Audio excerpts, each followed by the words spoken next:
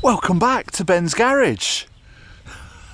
Today we're fixing something. Well, we're not going to be fixing anything. This, as you will know, is our ill-fated flail mower. It's got the cheapest Chinese copy of a Honda GX390 engine, 13 horsepower. It's been nothing but trouble. It's now leaking. I don't know if you can see down here, look. It's leaking oil out from under here somewhere. So we think the crankcase has bust. So most of you know who've been following our channel, this flail mower has been a right pain since the day we bought it. It's cheap Chinese rubbish, which left the factory with absolutely no quality control. Engines had it, but to replace it, to buy one for the tractor, we're talking over €1,000 for a decent one, because I've seen some second-hand ones for sale, but the tractor's not powerful enough. That's only a 16 horsepower tractor when it was new. I don't know what the PTO horsepower is, but if say that's 13 horsepower PTO, there's nothing for sale on the second-hand market near us for that tractor. So you'd have to buy a new one, and you're talking over £1,000. So the cheapest option is to replace the engine on this. And then I'm going to modify the drawbar so that we can tow it with the tractor. That's the plan.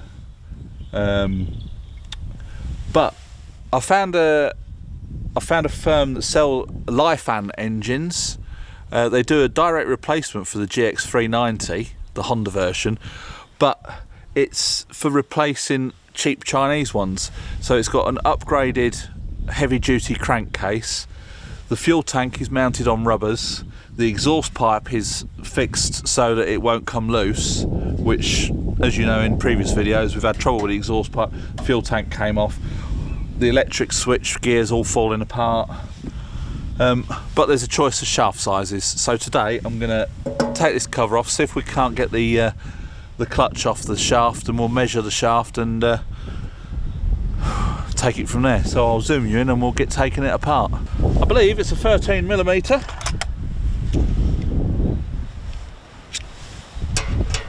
Oh yes. Great bit of kit this. Makita impact driver. Fan-bloody-tastic.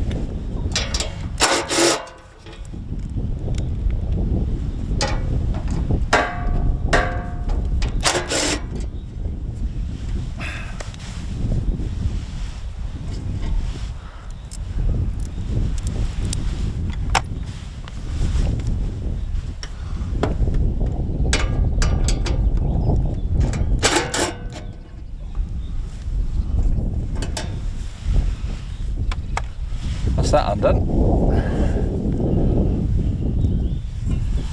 There we have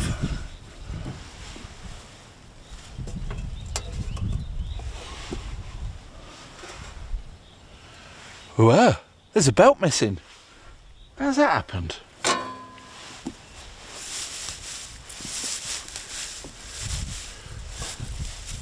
Of course them two down there are 10mm, and I can't get the gun down here because of the wheel. So we'll take this off with a spanner, do it the old-fashioned way. Of course this is another one, bolts tight all the way to the end of the threads. Here we go.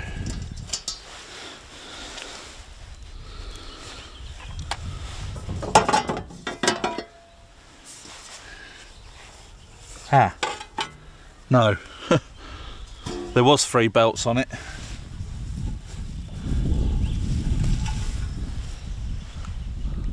That's the old belt.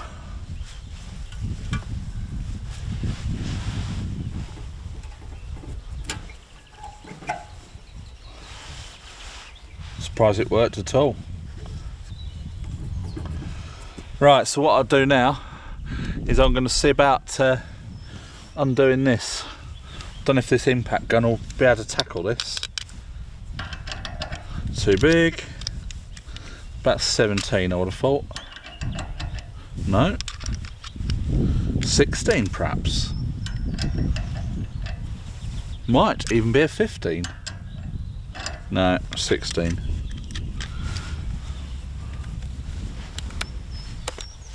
See if the gun will take it off.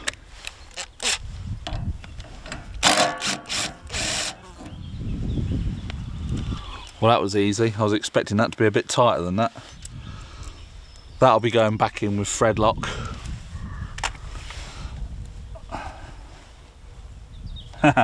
Yeah. I wonder if I can take that spring off. That'll go back like that. I can take these belts off.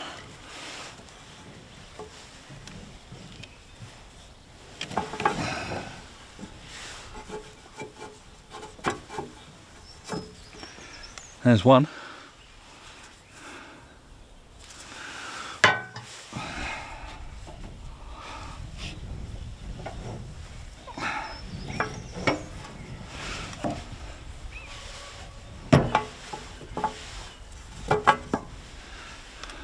There's the other.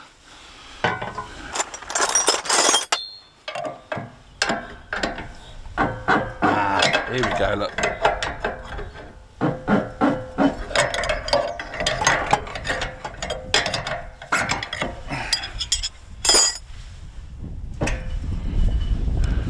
That is your centrifugal clutch. So that fits on your shaft, which comes out your engine, and as it spins, centrifugal force forces the shoes out. There's like 3 brake shoes in there, and they're all pulled in with springs. So at idle, the engine's just ticking over, but then as you rev it up, it goes faster. Centrifugal force pushes these pads out, and it grips onto the outside, and that's when it starts turning your mower over. I need to keep this keyway somewhere. I don't want to lose that. Of all the tools I've got here, well, I've got a lot of tools in the garage. That's not coming out, so I'll leave that in there. All I need is the diameter of this shaft.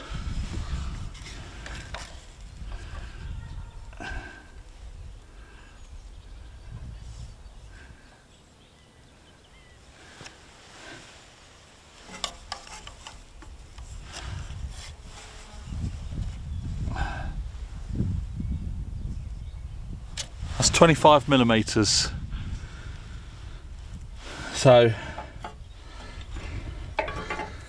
this was one of the problems that we had when we first got the machine. The adjuster, it kept getting loose, but so we know we need to order now a Lifan 390 X extra heavy duty with a 25mm shaft, and it'll be quite straightforward bolting it on, because there's 4 bolts that hold it to the flail mower. 4 bolts hold this bracket on. The shaft will stick through, obviously, so we can bolt that on with thread lock, of course. Just connect up the battery, but the battery doesn't work. I'm going to take the battery off and try that with the C-Tech charger and see if we can get that battery working again. And then I've got some welding to do. So that's it for today on this little job. So now we're going to go over onto the tractor, and we've got some maintenance to do on the mower over there. I need to tighten the belts and grease it up, and then we can get and cut some more grass.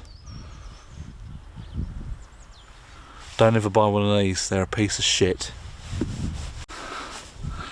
So I've just asked my way across the floor over to the tractor. Tina's parked the tractor here so that we can get to it. So to adjust the belts, I'll just bring you down here. To adjust these belts, all we do, this is the gearbox. You've got your PTO shaft, comes from the tractor to your gearbox, and basically the gearbox changes the direction of motion. So your PTO shaft goes that way, but we want the thing to go that way, so it changes direction. There's a pulley underneath, does both the belts.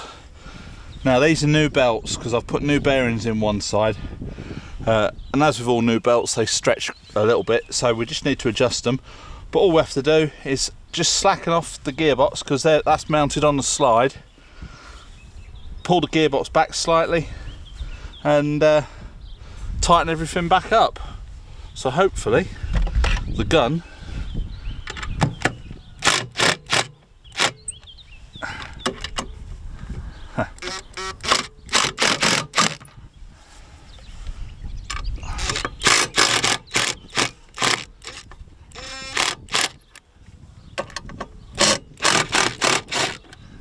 they don't have to go all the way loose, but I'm going to have to do this bit of a spanner. Last one you come to. So slacken the lock nut off. Tighten this nut up and that should pull the gearbox back. I can hear it moving. I don't know how far it's going to have to go, but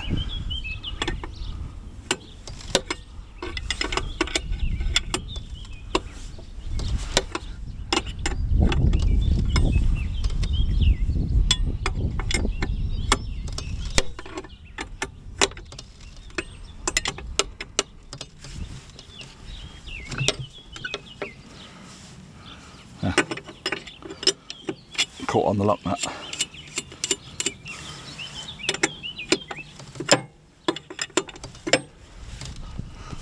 Keep checking the belts, make sure they're not going too tight.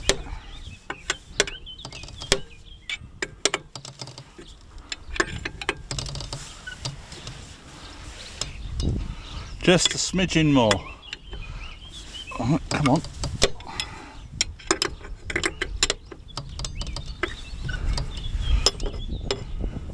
Right, that's tight now, so I'm just going to tighten up the lock nut.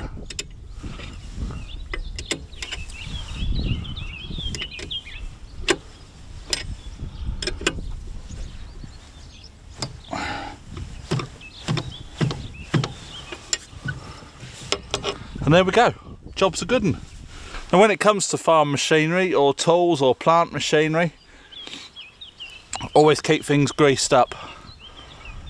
So we've got my old trusty grease gun here with a nipple gripper on the end of it.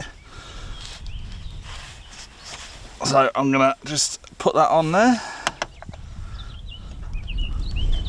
and we'll pump some grease in.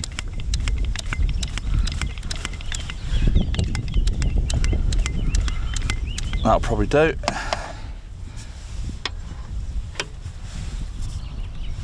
Same on this side. Just make sure there's no crap on the nipples.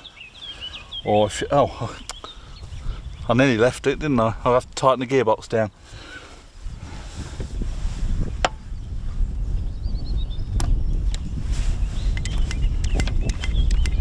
That's called getting carried away.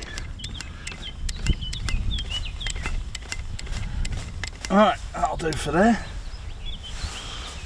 There is another one under there because somebody's mounted the mandrel on the front one the wrong way round. There's a hole in the front to put the grease gun through, but somebody's mounted it the wrong way round and you can't get to the grease. So I'm going to have a try in a minute.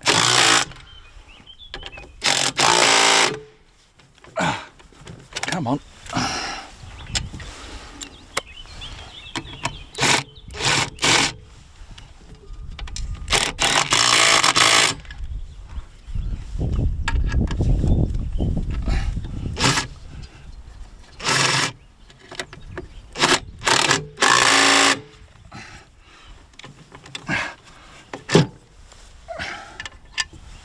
Check them with a spanner now.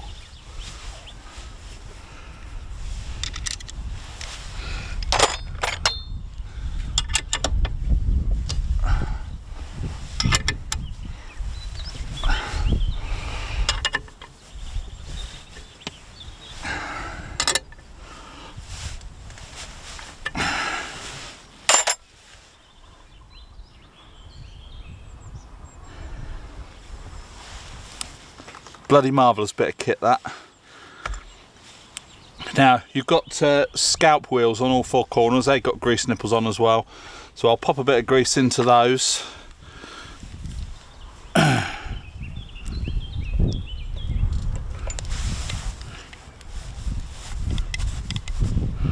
Lovely.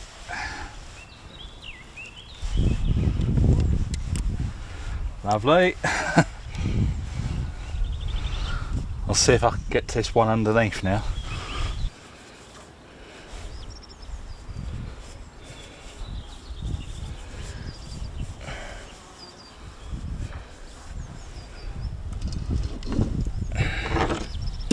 Can't get to that one.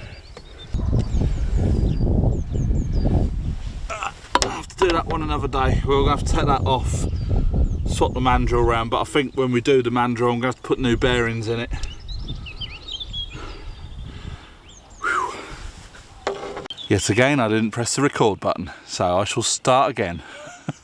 That's it for our mechanicking and maintenance spree this afternoon. We found out what we need on the flail mower. We've got some maintenance done on the mower deck for the tractor.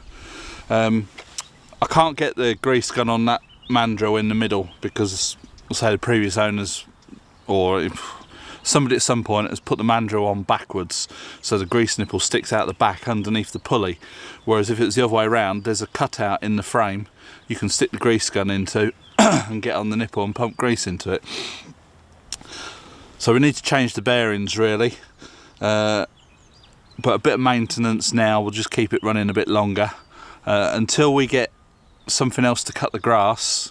I don't want to be taking this apart because the grass grows so long and quick around here. If we can get the flail mower all up and running, new engine, get it all welded up so that can go and cut grass, we can strip this down and get this all fixed up, new bearings. We've got the belts are new, so you know, give it a bit of love basically. But yeah, I've took the battery off of the flail mower, so we're going to try that on the C-Tech charger, see if we can recondition the battery with the functions that are on that charger. If not, we have been using the booster pack on it. Tina's got quite used to that, but it is nice to have things working as they should be. So if it's not going to be too expensive and that battery's dud, I'll just get another battery. It's just a 12-volt like lawnmower battery. If it's got electric start, you might as well use it, and rather having to piss about with booster packs and stuff. So that's another thing I will look into. And then I'll probably alter the drawbar on the flail mower so that we can attach it to the tractor, because we've got an A-frame on for the tractor which goes on the 3-point linkage, but it sways about too much, and there's no way. There's chains on one side, but the chains bust off the other side. So as you sort of move in, the link arms move from side to side and they catch on the wheels, and it just flicks it up in the air all the time. So if I can get the flail mower to attach to the tractor on the drawbar, which is in the middle on a fixed point, that will solve all those issues, and it'll be as good as gold. So yeah, that's it for this video. Hope you like it. Please click the thumbs up, that all helps the channel. Subscribe if you haven't already. And from me and the Hobbit, who's getting some stuff out for another day's project, it's bye for now.